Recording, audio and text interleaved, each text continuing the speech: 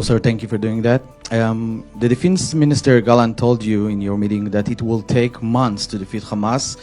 And to my understanding, he refers to the high-intensity operation. Netanyahu also says similar things.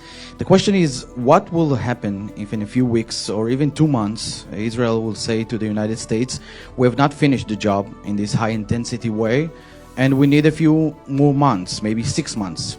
What will be the response of the American administration? Will it reduce, for example, the military aid to Israel? And is the Prime Minister's statement that the day after defeating Hamas, military control should remain in Israel's hands, capable to if it's acceptable to the American administration? And just another question, please. You met with the head of the Mossad yesterday, and also yesterday the American official said that there are new ideas regarding to the release of the hostages.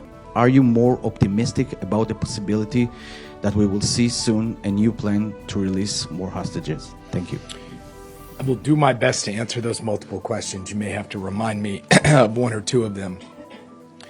First, as I said in a TV interview last night, what I heard Minister Gallant to say was that the fight against Hamas is going to take months. And of course, we agree with that. This fight against Hamas, a deeply entrenched terrorist group in Gaza, is going to take time, and it's going to happen in phases. And we've said that from the beginning. And so there's no contradiction between saying the fight is going to take months and also saying that different phases will take place at different times over those months, including the transition from the high-intensity operations to more targeted operations. We had a very good discussion about how that transition will occur and under what conditions and on what timeline. And we will continue that conversation. Secretary Austin will be here soon to continue it in detail. And again, I'm not going to get into the specifics of that for the reason that laying out Israel's war plan for the public is only going to help Hamas, and I don't intend to do that. But I did not hear Minister Gallant or Prime Minister Netanyahu yesterday to say things that would lead me to feel I need to answer the hypothetical question of if then down the road. We will work together in partnership, in coordination, and we will continue to supply our ideas, our perspective on what makes the most sense for Israel, both strategically and tactically.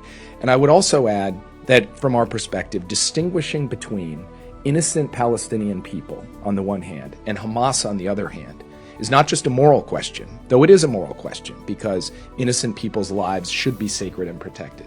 It's also a strategic question for Israel.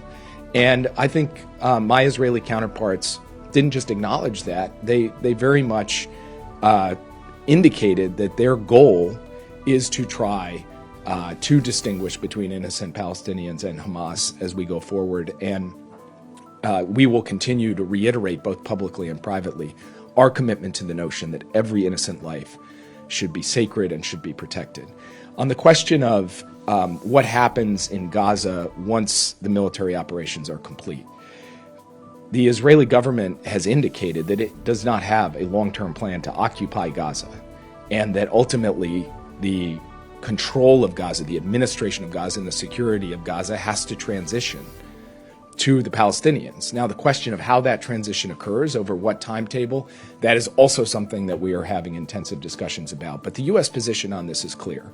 We do not believe that it makes sense for Israel or is right for Israel to occupy Gaza, reoccupy Gaza over the long term, and that we would like to see ultimately that transition take place, and we can continue to work through the circumstances and the context for that transition. And then your final question was on the hostages.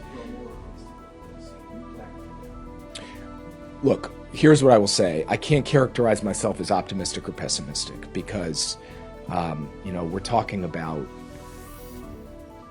not just the people who are being held in captivity, but their family members who are waiting hour by hour, day by day, to learn the fate of their loved ones, to know when they're going to come home, when they'll be able to embrace them again and hold them again. And so I don't want to be in the prediction business with something as heavy as that. What I will say is that my meeting with the director of the Mossad last night, we were supposed to meet for about 45 minutes. We ended up meeting for more than twice that because we had a very detailed and intense conversation about how to move forward to try to secure the release of all of the hostages.